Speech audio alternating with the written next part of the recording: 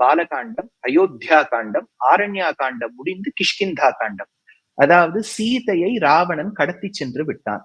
அந்த சீதா பிராட்டியை மீட்டெடுக்க வேண்டும், தன் மனைவியை மீட்டெடுக்க வேண்டும் என்பதற்காக ராமனும் அவருடைய தம்பியுமான உறங்கா வில்லியாக இருக்கக்கூடிய இலக்குவ பெருமாள் லக்ஷ்மணனும் சேர்ந்து கிஷ்கிந்தைக்குள்ள நுழைகிறார். கிஷ்கிந்தைங்கிறது இன்றைய காலத்து கர்நாடக மாநிலம். உள்ள நுழையும் போது ஹனுமானோடு ஒரு தோழமை ஏற்பட்டு ஹனுமான் போய் இன்ட்ரடியூஸ் பண்ணி வைக்கிறார். இதுதான் சுக்ரீவா, ராமன் தன் மனைவியை தேடி வந்துள்ளான். அப்ப ராமருக்கு தெரிய வருது, அதாவது இந்த சுக்ரீவனுடைய அண்ணா வாலி தம்பியான சுக்ரீவனை நாடு கடத்தி விட்டான். 2 விஷயங்கள் தவறிழைத்தான் வாலி.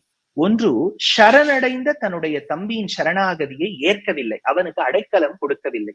2வது, அந்த தம்பியின் பத்னியான ருமையை தன்னுடைய கோட்பாடில், அதாவது தன்னுடைய கட்டுப்பாடில் வைத்திருந்தார்.